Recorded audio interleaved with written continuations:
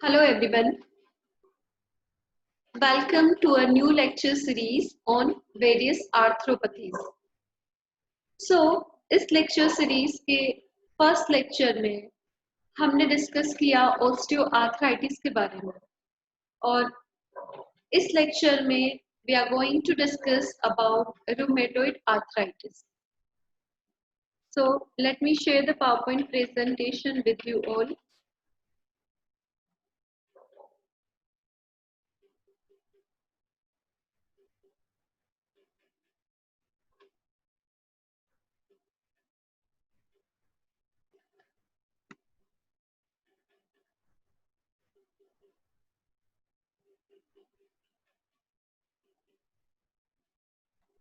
Rheumatoid arthritis.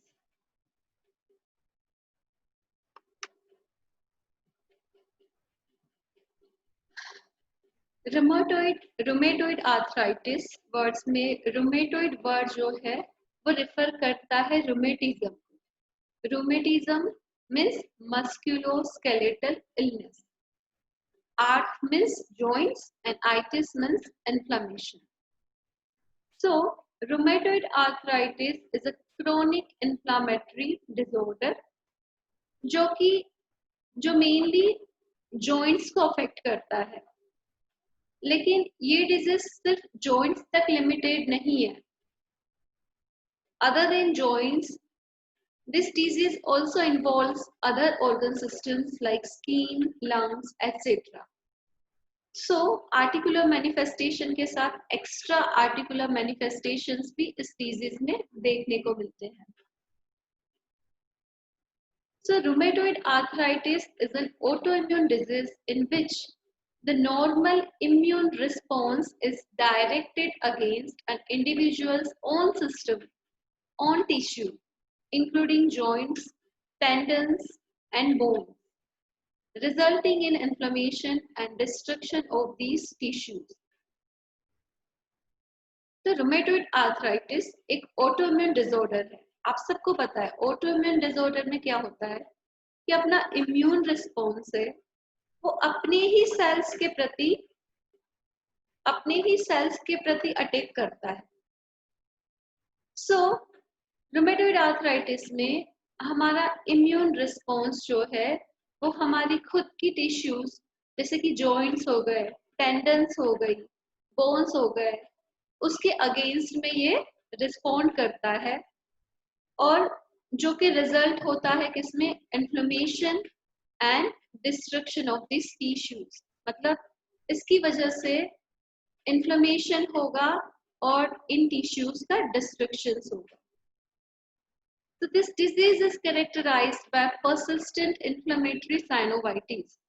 Main character जो इस disease में वो क्या है, persistent inflammatory synovitis।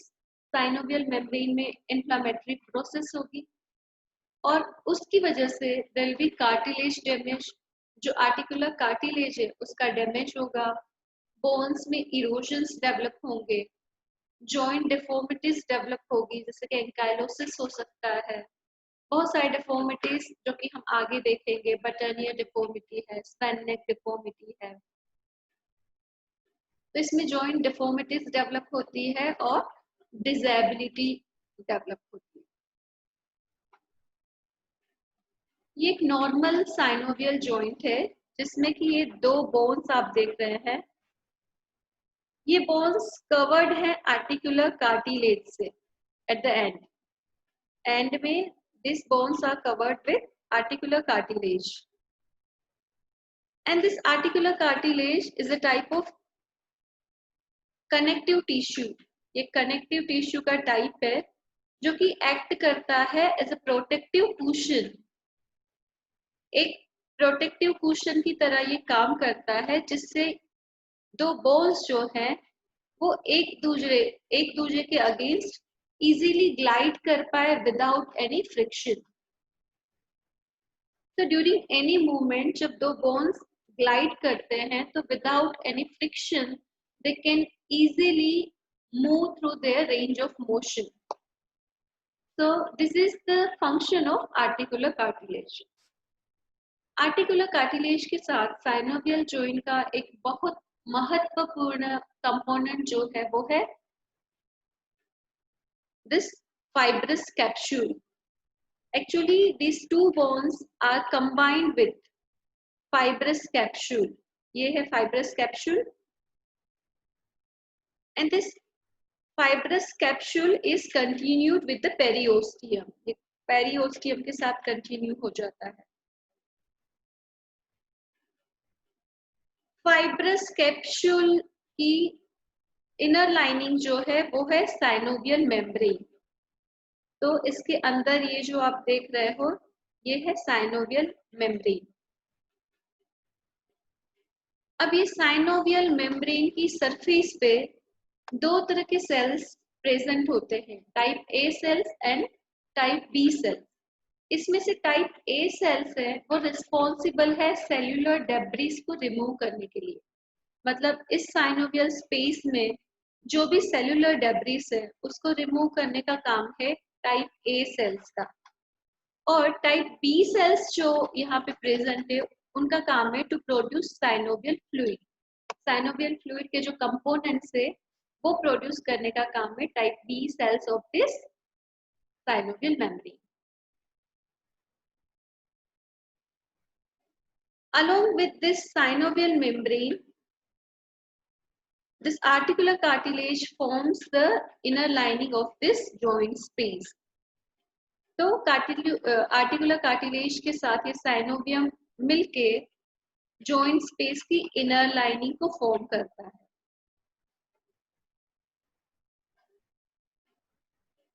अब साइनोवियल मेम्ब्रेन में ये सेल्स के साथ साथ लिम्फेटिक वेसल्स हैं, ब्लड वेसल्स है, ये भी प्रेजेंट रहती है. और हाँ, ये इस साइनोवियल फ्लूइड जो टाइप बी सेल्स प्रोड्यूस करते हैं, it's actually a viscous jelly like fluid which lubricates this joints. Jelly like एक फ्लूइड होता है, विस्कस होता है, जो कि ये बोन्स को लुब्रिकेट करने का काम करता है. कार्टिलेजेस जो है उसको लुब्रिकेट करने का काम करता है. So this is all about a normal synovial joint. अब देखेंगे कि रूमेटॉइड आर्थराइटिस में पैथोफिजियोलॉजी क्या होती है. तो rheumatoid arthritis is actually an autoimmune disorder which develops due to interaction between genetic factors and environmental factors. Rheumatoid arthritis एक autoimmune disorder है जिसमें अपना इम्यून सिस्टम जो है वो अपने ही टिश्यू के अगेंस्ट में रिस्पॉन्ड करने लगता है, उसको एज एन एंटीजन कंसिडर करके उसके सामने लड़ता है. तो एक्चुअली ये डिजीज डेवलप होता है जेनेटिक फैक्टर्स और एनवायरमेंटल फैक्टर्स के इंटरेक्शन से. For an example, persons with HLA-DR1 and HLA-DR4 they are more prone to develop these diseases. तो HLA-DR1 और HLA-DR4 जो है ये ससेप्टिबिलिटी जीन्स है फॉर डेवलपिंग रूमेटॉइड आर्थराइटिस. अगर किसी पर्सन में ये जीन्स प्रेजेंट है और ऐसे ही पर्सन अगर एक्सपोज्ड होते हैं environmental factors like cigarette smoking and if they are infected with some pathogens like gut bacteria or some other pathogens, then this environmental factors क्या करेंगे, they will modify our own tissues. अब ये जो factors है, susceptibility jeans वाला person अगर environmental factors expose होता है तो ऐसे पर्सन्स में कुछ टिश्यूज हैं, कुछ एंटीजन्स हैं जो मॉडिफाई होंगे. तो इसमें से एक तो है आईजीजी एंटीबॉडी जिसमें मॉडिफिकेशन होता है, और है टाइप 2 कोलेजन और विमेंटिन जिसमें मॉडिफिकेशन होता है. अब टाइप 2 कोलेजन और विमेंटिन में जो मॉडिफिकेशन होता है वो एक प्रोसेस के थ्रू होता है जिसको हम बोलते हैं सिट्रुलिनेशन. तो सिट्रुलिनेशन प्रोसेस क्या है, ये टाइप 2 कोलेजन और विमेंटिन प्रोटीन्स हैं जिसमें आर्जिनिन नाम का अमाइनो एसिड प्रेजेंट होता है। अब सिट्रुलिनेशन में होता क्या है, ये आर्जिनिन जो है वो कन्वर्ट हो जाता है सिट्रुलिन नाम के अमाइनो एसिड में। तो अब इनके स्ट्रक्चर में इनका स्ट्रक्चर मॉडिफाई हो गया। इनके स्ट्रक्चर में जो आर्जिनिन था वो रिप्लेस हो गया सिट्रुलिन से। इस प्रोसेस को हम बोलते हैं सिट्रुलिनेशन। अब ऐसा है कि जिसमें ये ससेप्टिबिलिटी जीन्स प्रेजेंट होते हैं उनका इम्यून सिस्टम इतना क्लेवर नहीं है कि ये जो चेंजेस हुए हैं उसको नॉर्मली कंसिडर करे। अब ये चेंजेस को हमारा इम्यून सिस्टम जो है वो रिकॉग्नाइज नहीं कर पाएगा, इसलिए इसको as a self antigen treat करेगा और उसके अगेंस्ट में अपना इम्यून रिस्पॉन्स जो है वो जनरेट करेगा। तो होगा क्या कि इम्यून सेल्स जो है वो कंसिडर करेंगे इनको एज अ सेल्फ एंटीजन। अब this antigens will be picked up by the antigen presenting sales. ये एंटीजेंस पिक्ड अप होंगे एंटीजन प्रेजेंटिंग सेल्स के द्वारा। Now this antigen presenting sales will be carried towards lymph nodes. ये अब move करेंगे lymph node के तरफ। अब लिम्फ नोड में they will activate CD4 T helper cells.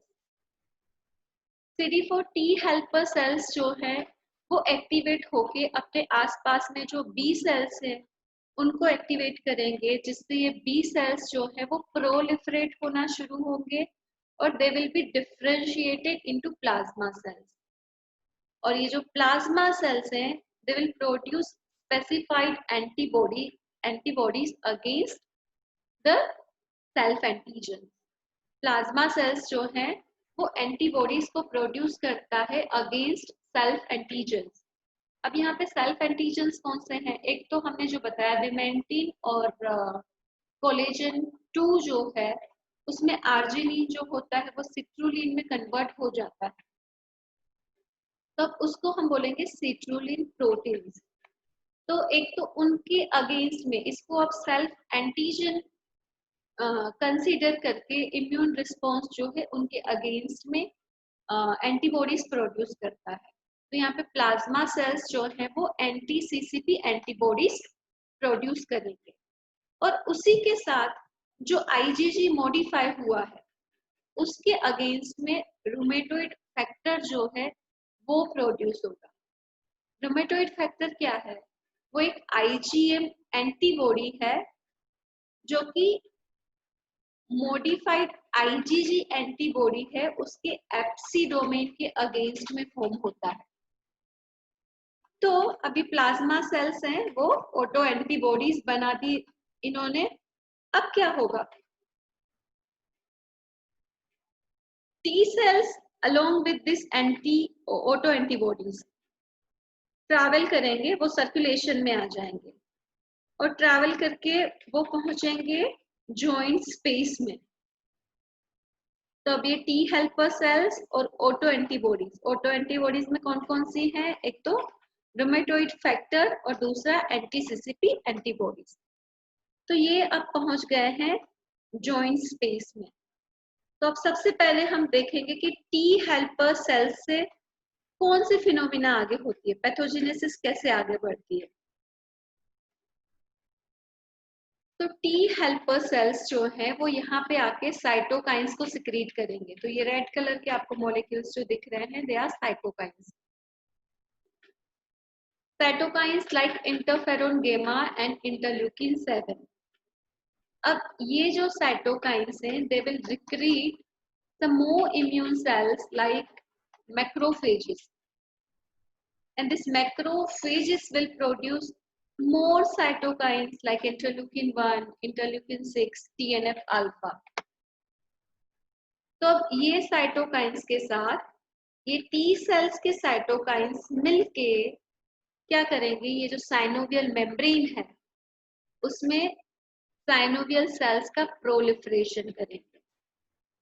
अब ये साइनोवियल सेल्स का proliferation along with this immune cells, they will form penis, they will create penis formation. Penis formation क्या है? Penis formation is a thick swollen synovial membrane with granulation or scar tissue।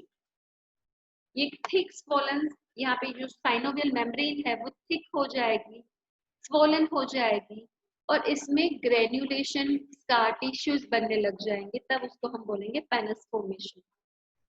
अब ये granulation scar tissue है वो कौन से sales का बना हुआ है?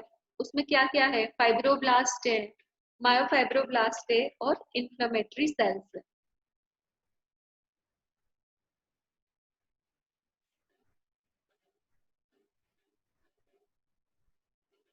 अब साइनोवियल मेम्ब्रेन जो है वो प्रोलिफरेट होगी और ये साइनोवियल सेल्स जो है वो क्या होंगे? एक्टिवेट होंगे। अब ये साइनोवियल सेल्स एक्टिवेट होके प्रोटीएजेस सिक्रीट करते हैं जिससे कि कार्टिलेज का ब्रेकडाउन होता है। यहाँ पे आप देख सकते हो कार्टिलेज का ब्रेकडाउन हो चुका है, ठीक है। कार्टिलेज का ब्रेकडाउन होगा, इसलिए क्या होगा फिर अंडरलाइन जो बोन जो है वो एक्सपोज हो जाएगा। अब there will be no much separation between two bones, इसलिए वहां पे फ्रिक्शन होगा, फ्रिक्शन से इन्फ्लेमेशन जनरेट होगा, तो बोन्स जो होंगे वो भी क्या होने लग जाएंगे? इरोड होने लग जाएंगे, ठीक है।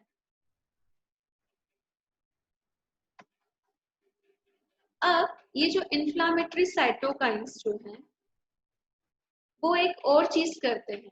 क्या करते हैं? This inflammatory cytokines will increase one protein on the surface of T cells.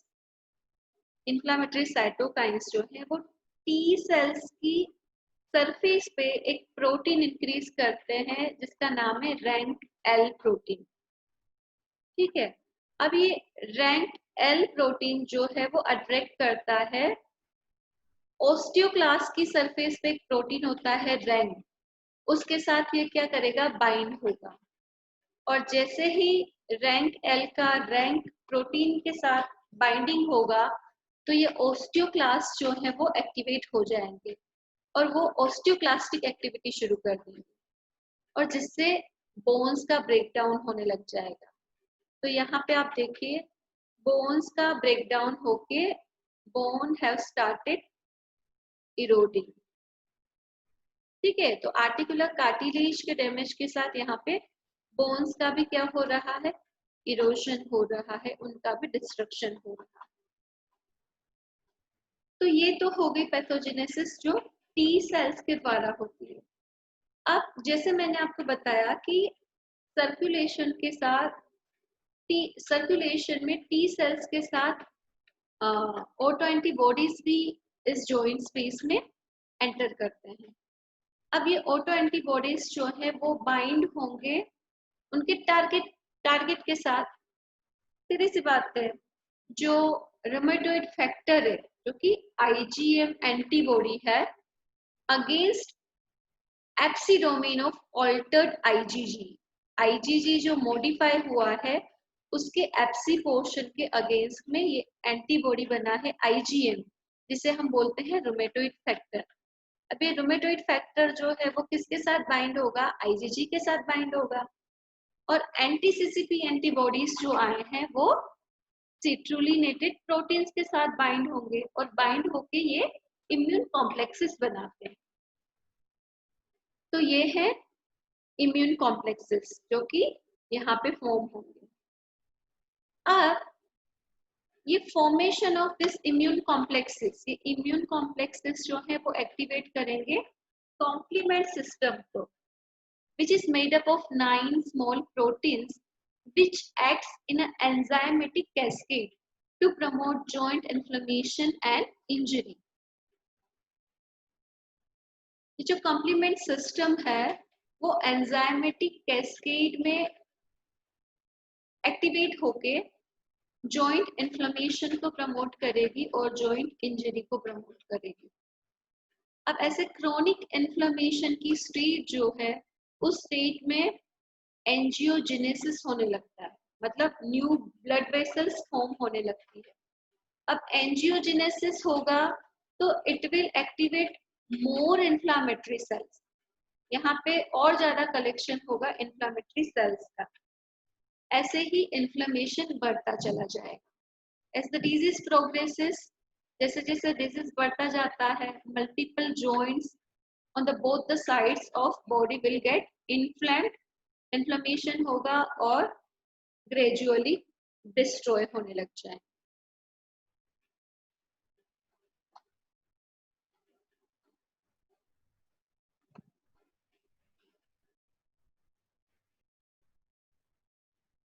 अब ऐसा है कि ये जो इन्फ्लामेटरी साइटोकाइंस है, इन्फ्लामेटरी साइटोकाइंस है, वो सिर्फ जॉइंट्स तक लिमिटेड नहीं रहते हैं, लेकिन they will escape through the blood stream और वो पहुंच जाएंगे मल्टी ऑर्गन सिस्टम्स में और एक्स्ट्रा आर्टिकुलर मैनिफेस्टेशन डेवलप होंगे।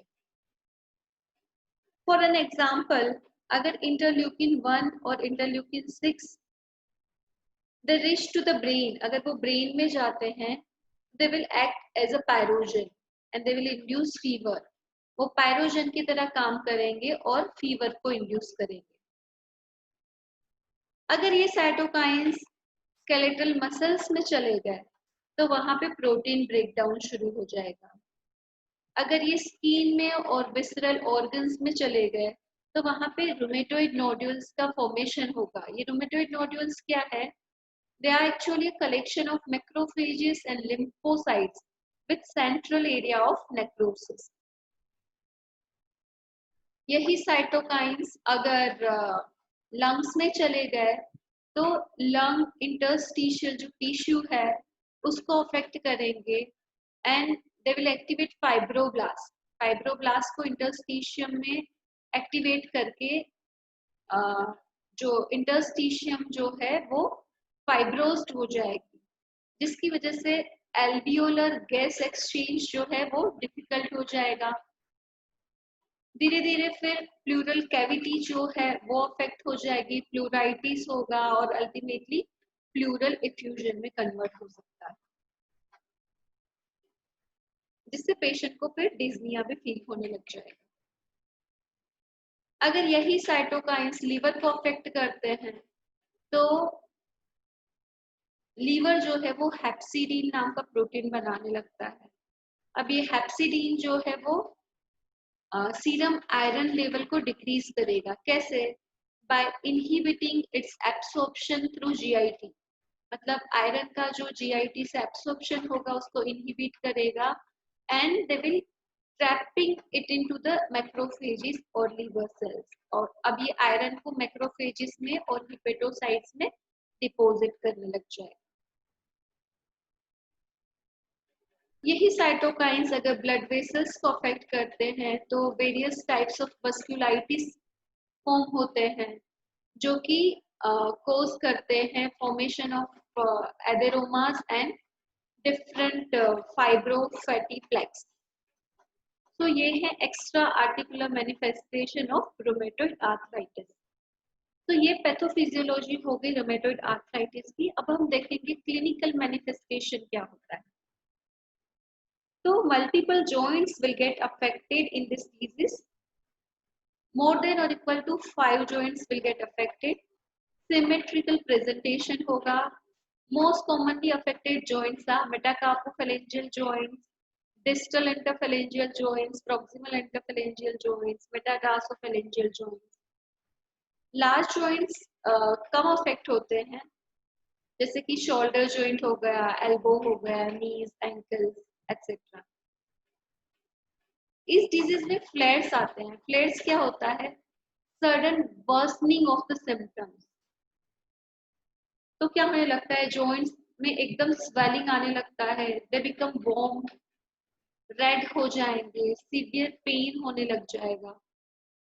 मॉर्निंग स्टिफनेस होती है इस डिजीज में, जो कि मोर देन और इक्वल टू 30 मिनट्स या 1 घंटे या 1 घंटे से ज्यादा मॉर्निंग स्टिफनेस रहती है।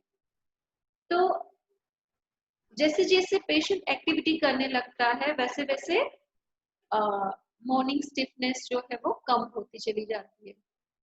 एक्चुअली इनएक्टिविटी के बाद स्टिफनेस जो है वो जॉइंट्स में डेवलप होती है।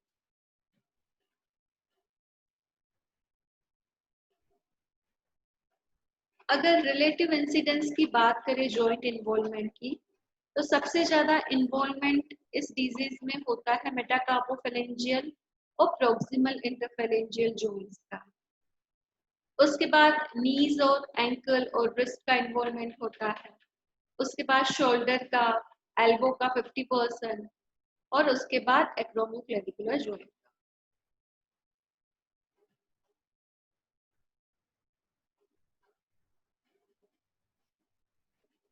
लॉन्ग रन में फिंगर्स में डिफॉर्मिटीज डेवलप होने लगती है। अब ये डिफॉर्मिटीज में एक डिफॉर्मिटी है अल्नर डिविएशन, जिसमें जो फिंगर्स का जो है वो अल्नर नर्व की तरफ डिविएशन हो जाएगा। तो ये ulnar deviation of the finger. दूसरी डिफॉर्मिटी है बटन ईयर डिफॉर्मिटी। तो ये है बटन ईयर डिफॉर्मिटी, जिसमें प्रोक्सिमल इंटरफेरेंजियल जॉइंट का फ्लेक्शन होगा और डिस्टल इंटरफेरेंजियल जॉइंट का हाइपर एक्सटेंशन होगा। उससे ही ऑपोजिट है स्वेनिक डिफॉर्मिटी, जिसमें क्या हो रहा है, डिस्टल इंटरफेरेंजियल जॉइंट का फ्लेक्शन होगा और प्रोक्सिमल इंटरफेरेंजियल जॉइंट का हाइपर एक्सटेंशन। यहाँ पे आप देख सकते हो प्रोक्सिमल इंटरफेरेंजियल जॉइंट्स में स्वेलिंग है। ये दो फिंगर्स में ज्यादा एविडेंट है। ये है अल्नर डिविएशन ऑफ फिंगर्स और ये है मेटाकार्पोफेरेंजियल जॉइंट्स में स्वेलिंग। यहाँ पे लेफ्ट हैंड में आप देख सकते हो रिस्ट जॉइंट का स्वेलिंग है।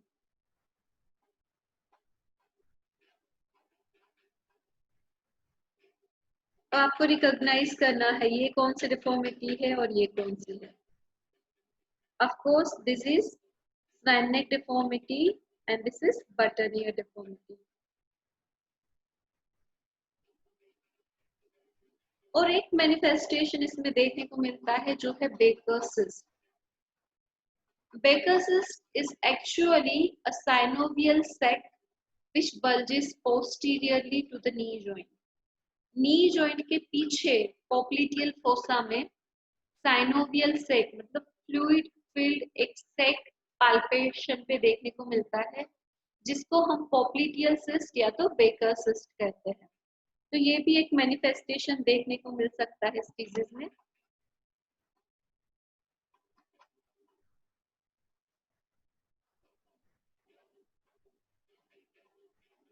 एक्स्ट्रा आर्टिकुलर मैनिफेस्टेशन की अगर बात करें तो फीवर हो सकता है, low appetite, malaise, weakness. Organ specific अगर हम बात करें तो रूमेटोइड नोड्यूल्स का फॉर्मेशन हो सकता है। एथेरोस्क्लेरोसिस का इस डिजीज में रिस्क रहता है, जो कि प्रमोट कर सकता है हार्ट अटैक और स्ट्रोक को। एनीमिया में get develop, interstitial lung fibrosis develop हो सकता है, प्लूरल इफ्यूजन हो सकता है, जिससे progressive shortness of breath develop हो सकता है पेशेंट में। So these are the extra articular manifestation of this disease. Felty syndrome एक कॉम्प्लिकेशन है रूमेटॉइड आर्थराइटिस का, जिसमें एक ट्रायड बनता है, rheumatoid arthritis, splenomegaly and granulocytopenia. Granulocytopenia में भी मेनली न्यूट्रोपेनिया। तो ये तीन कंडीशन जब कंबाइंड होती है तो उसको हम बोलते हैं फेल्टी सिंड्रोम। ये एक लाइफ थ्रेटनिंग इन्फेक्शन है जो रूमेटॉइड आर्थराइटिस के कॉम्प्लिकेशन के रूप में हो सकता है। अब अगर हम डायग्नोसिस की बात करें तो ये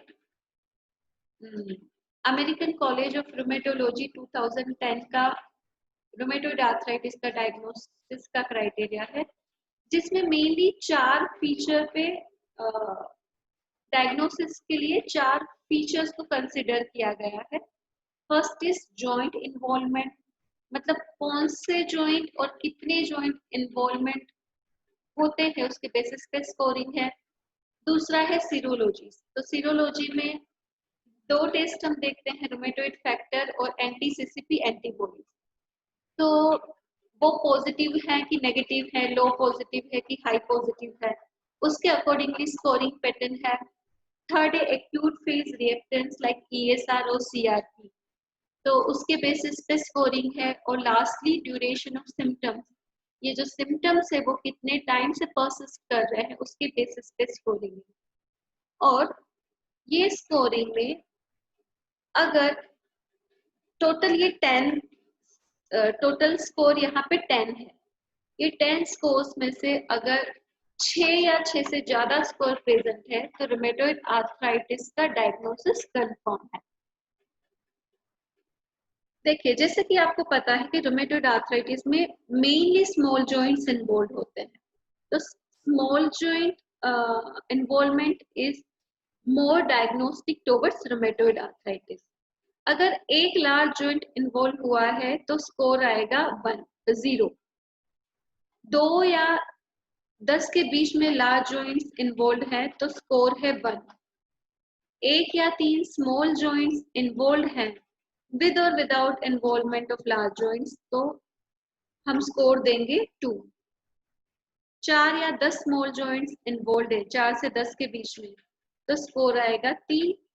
और 10 से ज्यादा जॉइंट्स इन्वॉल्व हैं और उसमें अगर एटलीस्ट एक जॉइंट भी स्मॉल जॉइंट इन्वॉल्व है तो स्कोरिंग आएगा 5।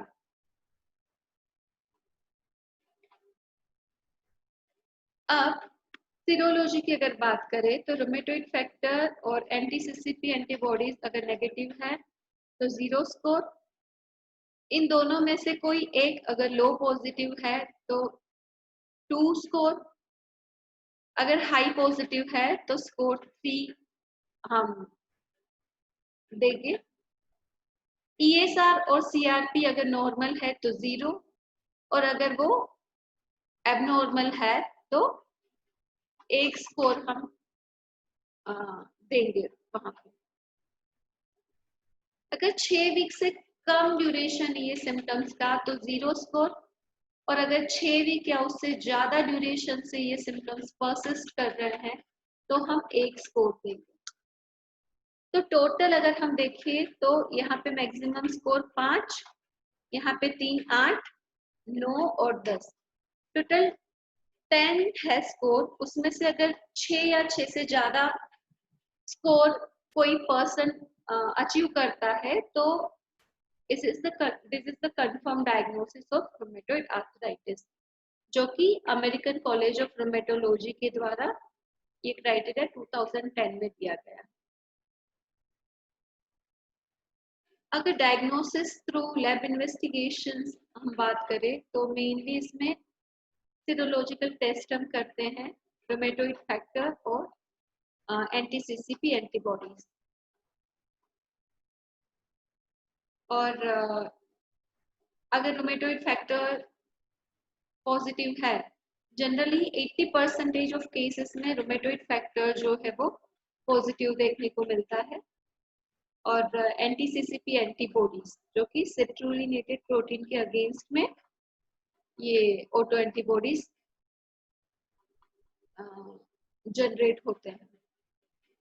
तो अगर ये प्रेजेंट है तो रूमेटॉइड आर्थराइटिस का डायग्नोसिस जो है वो कंफर्म होता है। उसके साथ हम एक्सरे भी एडवाइस करते हैं पेशेंट को, जिसमें बोन डेंसिटी जो होती है वो कम हो जाती है, क्योंकि यहाँ पे बोन्स का भी डिस्ट्रक्शन होने लग जाता है, बोनी इरोजन्स देखने को मिलते हैं, जॉइंट स्पेस जो है वो नैरो हो जाएगा, आर्टिकुलर कार्टिलेज का आपको डैमेज देखने को मिलेगा, सॉफ्ट टिश्यू स्वेलिंग देखने को मिलेगा। So this is all about rheumatoid arthritis. Thank you.